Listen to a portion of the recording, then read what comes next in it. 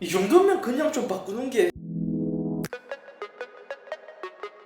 안녕하세요, 이섭입니다. 정식 판매 전 빠르게 제품을 대여받아 왔습니다. 그래서 오늘은 애플 아이폰 16 프로 시리즈 언박싱과 첫인상입니다. 개인적으로 일반용도 꽤 이번에 괜찮게 변했긴 한데 이번에 그 중에서도 큰 변화라면 프로 시리즈인 것 같아서 현장에서 본 것 외에 더욱 자세하게 한번 이야기해보도록 하죠. 평소와 다르게 지금 두 가지 제품 모두 다 지금 대여를 해서 왔거든요. 컬러는 위에가 내추럴, 밑에는 데저트 티타늄. 자, 뜯어보죠. 이번에 한국이 1차 출시국이라서 저도 이번에 빠르게 받았거든요. 보통은 직구를 해서 보여드리는데 이번엔 거의 최초이지 않을까 싶어요. 최초로 뜯는 새로운 아이폰. 패키징은 기존과 동일합니다. 원래 케이블도 이렇게 안 있었잖아요. 동그랗게 말아줬는데 이번엔 조금 더 긴 형태로 이렇게 말아줬습니다. 아니, 실제로 케이블 길이가 더 길어졌나? 이건 아닌 것 같은데요. 이거는 또 뭐지? 그냥 간단한 시작하기라고 해서 오 이렇게 바뀌었네요, 설명서가. 근데 사실 요거는 아무도 읽지 않죠. 먼저 디자인입니다. 컬러는 제가 지금 갖고 있는 게 데저트, 새롭게 나온 색상이죠. 기존의 블루를 대체하는 색상이고 거의 골드빛입니다. 특히 이제 후면에 있는 색상 그리고 프레임에 있는 컬러가 조금 달라요. 프레임 봤을 땐 약간 로즈 골드 정도의 느낌이 나는 그 정도의 컬러라고 보면 될 것 같고요. 티타늄은 기존에 있었던 것과 거의 동일합니다. 왼쪽이 15 내추럴, 16 내추럴. 이렇게 보면 거의 비슷해요. 마감 처리가 달라졌다 하거든요. 진짜 미세하게 보면 컬러가 조금 다르긴 합니다. 오히려 프레임이 좀 차이가 납니다. 기존엔 티타늄의 그 헤어라인 같은 그러한 느낌, 그러한 질감을 좀 살렸다면 16 프로는 그러한 헤어라인 같은 느낌은 또 사라졌어요. 16 프로가 조금 반짝이는 느낌이 있습니다. 사실상 거의 동일한데 이렇게 이제 동시에 놓고 비교를 해야 차이가 날 정도이다 라고 보면 될 것 같고, 두께는 15 프로, 16 프로 모두 동일합니다. 프로랑 프로맥스 모두 다 이제 동일하게 출시를 했고, 다만 이번에 무게가 좀 늘어났죠. 16 프로는 12g 정도 더 증가해서 199g이 되었고, 맥스는 6g 더 증가해서 227g이 되었어요. 제가 이게 오래 사용해보지 못했지만 지금 간단히 썼을 때 무게가 증가한 게 생각보다 꽤 차이가 나요. 프로맥스는 그래도 이제 기존에도 200g 넘었기 때문에 막 그렇게 크게 체감이 되진 않았거든요. 근데 16 프로는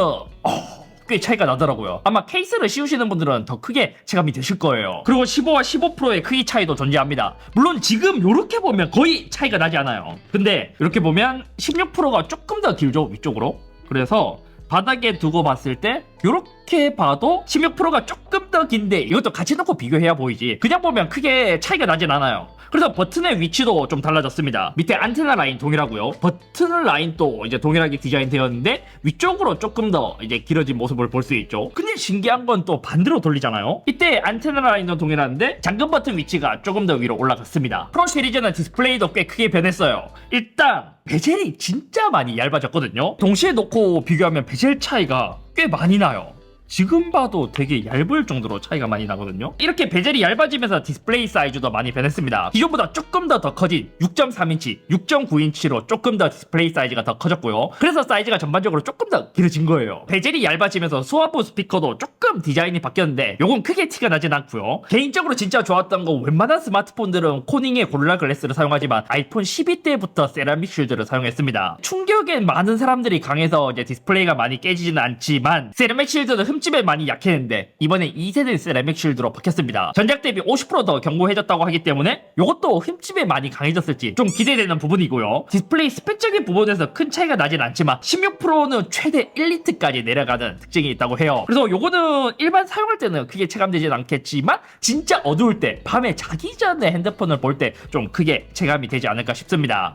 그리고 그것도 있어요. 이번에 디스플레이 사이즈가 조금 더 커지고 길어졌잖아요. 그래서 전작기랑 비교했을 때 이 다이나믹 아일랜드에 어느 정도의 간섭이 있을지, 저희는 이제 2대1 비율로 영상을 많이 만들고 요즘은 이제 많은 크리에이터분들도 이제 디스플레이가 세로로 길어지다 보니까 이제 2대1 비율로 많이 만드는데 이때는 거의 똑같더라고요. 다이나믹 아일랜드에 진짜 살짝 왼쪽으로 조금 더 가기는 하지만 거의 비슷해요. 그리고 16에서 가장 큰 차이점이라면 여기 카메라 컨트롤이라는 버튼이 새롭게 추가되었죠. 이 버튼은 두 가지의 방식으로 작동합니다. 먼저 이제 물리적으로, 실제 물리적으로 눌리고요. 두 번째는 옛날 아이폰에서 햅틱 피드백으로 눌리는 느낌을 줬잖아요. 그것처럼 물리적으로 눌리진 않지만 눌리는 것처럼 만들어주는 그 기능까지 들어갔어요. 그래서 기본적인 기능은 한번 이렇게 꾹 누르면 카메라 앱이 자동으로 켜지고요. 여기서 한번 누르면 촬영, 길게 누르면 이렇게 동영상 촬영으로 가는 버튼, 네, 이렇게 되어 있습니다. 근데 이게 조금 아쉬운 점이 뭐냐면 보통 우리가 이렇게 잠금 화면에서 쓰잖아요. 얘가 아마 AOD 화면일 거란 말이에요. 여기서 한 번 딱 누르면 바로 카메라가 켜지면 좋은데 AOD에서 한번 깨우고 다시 한 번 더 눌러야 카메라가 켜져요. 이게 왜 이렇게 불편하게 만들었지? 라고 생각하니까 이게 주머니에 들어갔을 때 잘못 눌리는 것을 방지하기 위해서 만들어졌지 않았을까. AOD에서 더블 클릭해볼까요?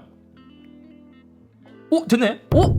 왜 이렇게 켜면 되네? 됐네. 더 재밌는 건 요 카메라 컨트롤, 요거를 한 번 클릭, 두 번 클릭 이렇게 세팅으로 이제 설정을 할 수 있고요. 기본 카메라 앱이 아니라 여러 가지, 지금은 제가 이제 앱이 별로 없어갖고 이렇게 쓰진 않는데 막 블랙매직이라든지 여러 가지 카메라 앱 있잖아요. 그거를 설치하면 이렇게 바꿀 수 있습니다.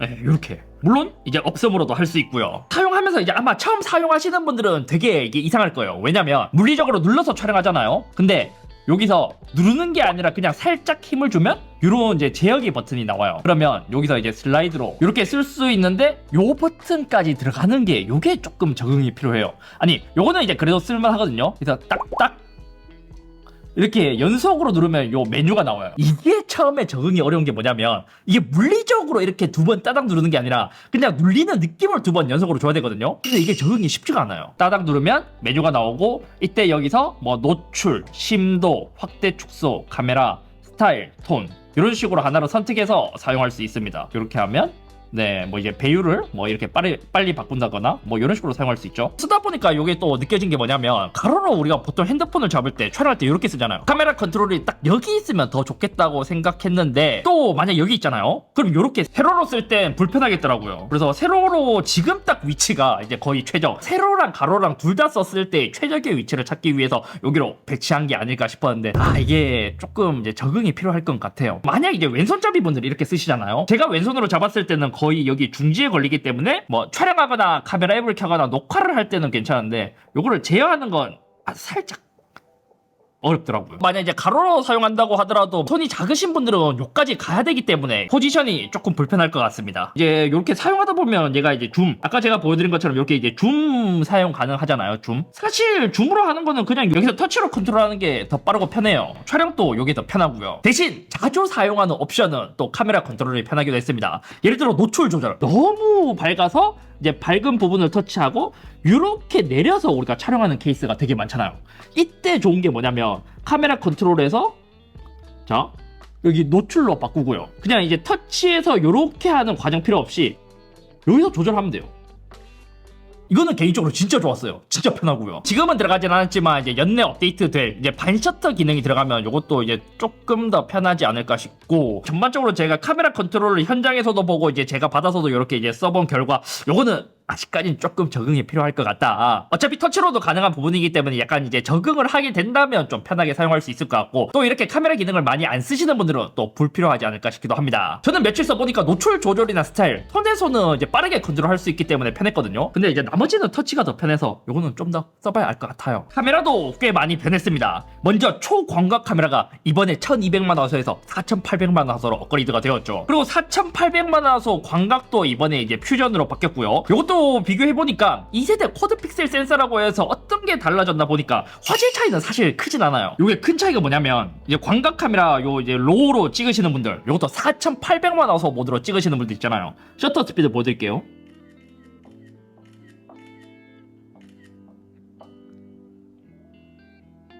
프로 로에서는 속도 차이가 크게 없어요. 근데 여기 보면 이제 기본 프로에서 HIF 4800만 화소 모드로 한번 촬영을 해보겠습니다. 자, 요거를 켠 상태에서 기존에 조금 이제 셔터렉이 있죠. 16 프로로 했을 때 완전 제로 셔터렉까지는 아니지만 그래도 빨라요. 확실히 기본 모드에서는 진짜 엄청 빠르네요. 또 달라진 점이 있습니다. 이건 외관으로 봐도 15 프로랑 카메라 렌즈가 딱 다른 게 하나 있어요. 요게 15 프로 망원 카메라고요. 3배 망원 카메라. 16 프로에서는 5배 테트라 프리즘으로 바뀌었습니다. 프로 맥스는 사실상 전작이랑 동일하고요. 기존에 0.5, 1, 2, 3이 있었지만 이제는 3배에서 5배로 이제 기본값이 바뀌었고요. 그래서 인물 사진도 1배율, 2배율, 5배율 이렇게 바뀌었어요. 개인적으로 인물 모드에서 3배율을 제가 개인적으로 좀 잘 썼는데 5배로 바뀌다 보니까 요게 조금 아쉽더라고요. 물론 망원을 더 좋아하시는 분들은 오히려 더 좋겠죠. 카메라가 바뀌면서 달라진 점, 이게 15 프로입니다. 시네마틱 모드는 1, 2, 3 이렇게까지 찍을 수 있고 16%는 1, 2, 3 동일하게 3배율까지 찍을 수 있습니다. 새로운 버전에서 라이브 포토에서도 4,800원 화소를 지원하냐 물어보셨는데 요거는 기존과 마찬가지로 2,400만 화소인 것은 동일합니다. 또 이제 달라진 점이라면 요 옵션이 생겼더라고요. 요 프로로 포맷 있잖아요. 여기서 JPG 무손실, JPG XL, 뭐 무손실, 손실 이런 옵션이 또 추가되었습니다. 나중에 자세히 살펴보겠지만 간단히 카메라 품질도 비교해봤습니다. 광각 카메라의 하드웨어는 전작과 거의 비슷합니다. 그래도 화질이 크게 개선되거나 하진 않았는데 대신 프로세서가 바뀌다 보니 색감이 좀 달라졌습니다. 전체적으로 16 프로 쪽이 아주 약간 조금 더 밝게 찍히고 색감도 약간 바뀌었어요. 2배 줌에서도 비슷한 품질이었고요. 망원단에서 달라진 건 프로맥스는 그대로이지만 프로가 3배 망원에서 5배 망원, 그러니까 테트라 프리즘으로 바뀌었기 때문에 좀 차이가 있었습니다. 쉽게 말해 15%는 3배에서 5배 구간이 좋고 16%는 3배에서 5배는 전작보다 못하지만 5배 이상부터는 퀄리티가 더 좋아요. 디지털 줌도 최대 15배에서 25배까지 더 많이 늘어났고요. 실제로 3배에서 5배 사이 구간은 15%가 조금 더 좋았습니다. 대신 16%는 5배 이상부터 더 좋은 결과물을 보여줬고요. 근데 야간에선 둘 다 어두워서 품질이 좀 떨어지다 보니까 그냥 핸드폰으로 보면 크게 차이가 느껴지진 않았어요. 그나마 확대해보면 15% 쪽이 5배일 때 샤픈을 조금 더 강하게 먹인 느낌? 확실히 이때부터 디지털 줌의 한계가 보이긴 해요. 이번에 큰 변화는 초광각 카메라가 1200만에서 4800만으로 변경해서 좀 큰 기대를 했는데 아무래도 센서의 크기는 동일한데 화소가 늘어나서인지 이게 막 엄청 크게 차이를 느끼긴 어려웠습니다. 특히 낮에 촬영해보잖아요. 그럼 생각보다 크게 차이가 느껴지진 않더라고요. 그렇다고 해서 접사를 해봤는데 그것도 크게 차이가 나진 않았고요. 그나마 야간에서 15%는 좀 자글자글했던 게 16%는 좀 덜해진 차이. 큰 차이가 안 보여서 혹시 몰라 옵션에서 HEIF 최대를 켜고 4800만 모드로 촬영해봤습니다. 이때는 찍었을 때 확실히 확대해보면 16% 쪽이 더 선명해요. 한 가지 아쉬운 건 광각 카메라는 4800만으로 바뀌면서 카메라 기본 사진의 해상도가 2400만으로 촬영할 수 있었는데 초광각은 그 옵션이 없어서 1200만 아니면 4800만으로 찍어내는 게 좀 아쉽더라고요. 영상에서도 변화가 생겼습니다. 이제는 4K 돌비 비전을 120프레임까지 촬영이 가능해졌고 그렇기 때문에 이제 4K 120프레임이 가능해지다 보니까 슬로모 촬영도 가능해졌어요. 기존에 60까지만 가능했거든요. 이제는 120까지 가능해졌습니다. 지금 4K 120프레임으로 이제 하나 찍어왔습니다. 그냥 봤을 때는 뭐 이제 특별한 건 없죠. 여기서 이제 편집으로 들어가고요. 여기 보면 여기서 이제 속도계 같은 표시 있거든요. 여기 속도계를 누르면 이제 프레임으로 이제 표시되는데 뭐 50%, 25%, 20% 네 이렇게 조절 가능합니다. 예를 들어서 20으로 하면 오 완전 슬로우모처럼 보이죠? 슬로우모. 다시 한번 누를 때 물이 튀어나오는 거. 이런 거 가능합니다. 그리고 이제 이것도 좋았던 게 뭐냐면 느리게만 재생하고 싶은 구간 있잖아요. 거기만 딱 설정이 가능해요. 이렇게 딱 조절을 해서 앞에 거는 빠르게 되겠죠. 원래 속도로 되고 여기서 딱 들어왔을 때 원하는 구간에서만 이렇게 된다. 용량만 된다면 항상 4K 120으로 찍은 다음에 필요할 땐 그걸로 슬로우로 걸어서 약간 좀 역동적인 영상을 만들기에도 되게 좋아진 것 같아요. 용량 한번 알려주셨어요. 용량요? 실제 용량 15초짜리 돌비 비전으로 4K 110 찍었을 때 대략 110메가 정도 됩니다. 용량 금방 차겠는데 이렇게 찍으면. 또 요즘 아이폰으로 프로레이즈로 촬영하시는 분들도 되게 많거든요. 상업용으로 사용하시는 분들은. 요게 전작은 4K 60프레임까지 외부 SSD를 연결했을 때 촬영 가능했지만 16으로 오면서 외장 SSD를 끼웠을 때 4K 120프레임까지 촬영 가능합니다. 그리고 많은 분들이 기대하신 기능, 이번에 모든 이제 프로 시리즈는 AR 렌즈 코팅이 들어갔습니다. 렌즈 플레이어, 고스트 현상. 이거를 진짜 아이폰 시리즈가 뭐 카메라가 아무리 좋고 해도 야간 촬영할 때 매우 만족스럽지 못했단 말이에요. 그래서 테스트 해봤는데 기대했던 것과 달리 크게 개선이 이루어지지 않았습니다. 코팅이 제대로 들어간 S24 울트라랑 비교하잖아요. 그러면 이 둘의 차이가 확실히 많이 나요. 그래서 애플이 키노트에서 강조 안 한 걸까요? 그리고 새롭게 달라진 게 하나 더 있습니다. 요 이제 사진 스타일이 기존에도 있었는데 요것도 이제 좀 새롭게 리뉴얼 되었더라고요. 요거는 이제 여기 오른쪽 위에서도 요런 이제 제어기 통해서 여기서도 그냥 실시간으로 이렇게 이제 조절해서도 쓸 수 있고요. 또 요거 있잖아요. 요거 카메라 컨트롤에서 스타일에 들어가면 로즈 골드, 뭐 엠버 이런 식으로 이제 스타일을 바로바로 바꿀 수 있는 요런 기능도 있습니다. 요것도 보면 지금 여기 중간이 기본이잖아요. 애플에서 설명 듣기로는 이게 뭐였냐면 여기 지금 기본이 있고 왼쪽에 5개가 있는데 요거는 사람의 피부톤에 조금 더 집중된 거라 하고 이제 기본에서 오른쪽으로 가면 요거는 약간 좀 필터처럼 이렇게 사용할 수 있는 모드가 있습니다. 처음부터 이렇게 이제 찍을 수 있는 모드인 거죠. 요거는 촬영하고 나서도 바꿀 수 있더라고요. 바로 이제 스타일이라는 탭이 있고 여기서 이제 뭐 뉴트럴, 클로즈, 골드, 엠버 있고 뭐 이제 기본색으로 다시 돌릴 수도 있고요. 그래서 스타일은 촬영 전후에 모두 다 바꿀 수 있다. 그 점도 좋았고 생각보다 이 톤도 괜찮더라고요. 이 톤도 내가 조금 더 이제 딥하게 찍을 것인지 좀 더 밝게 찍을 것인지 뭐 이런 식으로 있는데 카메라 기능들은 좀 많이 변해서 나중에 다시 한번 더 살펴봐야 될 것 같습니다. 또 새로운 16프로에서는 4개의 스튜디오급 마이크가 들어갔습니다. 그래서 요것도 좀 큰 차이가 뭐냐면 이제 오디오 믹스라는 기능이 새롭게 생겼죠. 예를 들어서 그런 거 있잖아요. 공연장 그런 것만 음성으로 담고 싶은데 주변 소리가 시끄러워서 좀 곤란한 상황이 있잖아요. 아니면 내가 영상을 이제 촬영하고 싶은데 막 주변에서 시끄러워서 막 그 시끄러움이 조용해질 때까지 기다리는 그런 타임이 있는데 그걸 생각하면 이 오디오 믹스가 진짜 미쳤어요. 새로운 시리즈에서는 공간 음량으로 담기기 때문에 좀 리얼하게 현장이 담기게 되고 만약 주변 소리를 듣기 싫다 그러면 인프레임을 선택하게 된다면 내가 영상을 촬영했을 때 프레임 안에 있는 인물을 자동으로 인식해서 그 사람의 목소리만 증폭시켜주고 나머지는 삭제 가능해요. 그리고 그 정도도 이렇게 조절해서 이제 쓸 수 있고 또 이제 스튜디오를 누르게 된다면 스튜디오에서 진짜 그 마이크로 녹음한 것처럼 그렇게 만들어주는 모드도 있고요. 또 시네마틱으로 주변 소음도 어느 정도 들어오면서 좀 이제 자연스럽게 그렇게 소리를 만들어줄 수 있는 오디오 믹스 기능이 있는데 뭐 먹을 거야? 북하게 오든 뭐 먹을 거야? 북하게 오든 뭐 먹을 거야? 북하게 오든 뭐 먹을 거야? 북하게 오든 아직까지는 그렇게 막 완벽하진 않거든요. 편집할 때 뭐 여러 가지 이제 툴을 쓰시는 분들은 아직까지 그 툴이 더 좋은데 이제는 핸드폰에서 이것도 자동으로 해주는 거 이게 진짜 좋아요. 나중에 싸움 구경할 때 좋나요? 그 사람 목소리만 증폭시키고. 그리고 또 달라진 거라면 이제 소리 녹음에 들어가면 여기서 바람 소리 감소 모드가 새롭게 추가됐습니다. 이것도 저는 개인적으로 좋아요. 왜냐면 저는 이제 옆 채널에도 아이폰으로 영상을 많이 촬영한단 말이에요. 그럼 바람을 불면 그 바람 소리 때문에 오디오를 좀 버려야 되는 케이스가 많았는데 야 이것도 진짜 좋아요.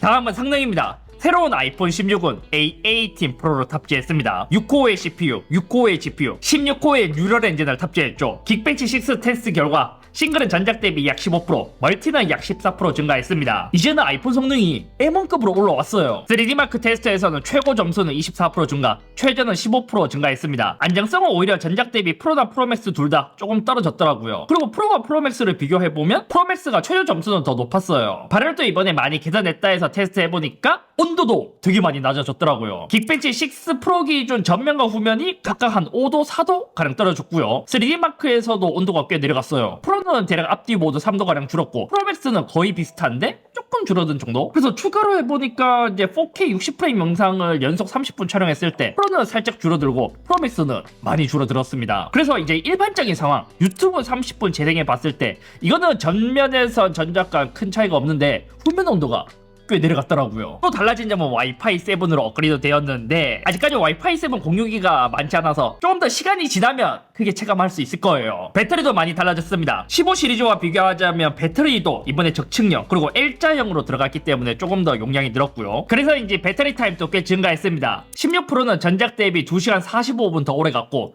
프로맥스는 전작 대비 2시간 31분 더 오래 갔어요. 가장 큰 건 충전 속도가 달라진 거예요. 제가 테스트해보니 유선 속도는 크게 바뀌지 않았거든요. 그래서 기존 27W랑 동일한 유선 충전 속도를 갖고 있고 가장 크게 변한 건 맥세이프에서도 25W급으로 충전할 수 있게 바뀌었다. 하지만 이제 제가 25W도 한번 테스트해보고 싶었는데 요거는 애플 정품으로만 판매하기 때문에 나중에 요거는 따로 구입하면 테스트해보도록 하겠습니다. 다음은 용량. 프로는 128GB부터 1TB까지 4가지 옵션이 있고 프로맥스는 256GB부터 1테라 3가지 옵션이 있습니다. 요거는 내가 항상 이제 누누이 말했다시피 용량이 굉장히 아쉽죠. 사실 프로 시리즈 정도 되고 이 프로에서 뭐 4K 120프레임 뭐 여러 가지를 즐기려면 거의 한 512GB부터 시작해야 프로에 좀 맞을 것 같은데 118GB부터 시작한다는 것도 진짜 이거는 조금 좀 별로고 256GB도 사실 지금 시대에서는 좀 많이 아쉬울 것 같습니다. 만약 256GB를 구입해서 프로를 쓴다? 용량 금방 찰 것 같지 않아요? 이제 한 단계 업그레이드 할 때가 왔어요. 그리고 애플 인텔리전스 이것도 이제 많은 분들이 오해하는 게 그거였어요. 뭐 이제 뉴스 기사도 그랬지만 처음에 나왔을 때 한국은 2026년에 뭐 출시를 한다 그런 말이 많았는데 한국에선 2025년에 애플 인텔리전스를 지원할 예정입니다. 그래서 오늘은 아이폰 16 프로 시리즈에 대해서 달라진 점을 한번 살펴봤고 기존까지 카메라까지 차이가 있었는데 이제는 사실상 크기 차이에서 오는 변화밖에 없는 것 같습니다. 그래서 이제는 5배 만원을 위해서 프로맥스를 구입하셨던 분들은 굳이 프로맥스를 구입하지 않고 프로만 구입해도 되는 거죠. 아무튼 오늘 여기까지면 이번에 16 프로에 대해서 조금 자세하게 살펴봤고 나중에 16 16%의 카메라 기능들, 그 사진 스타일이나 톤,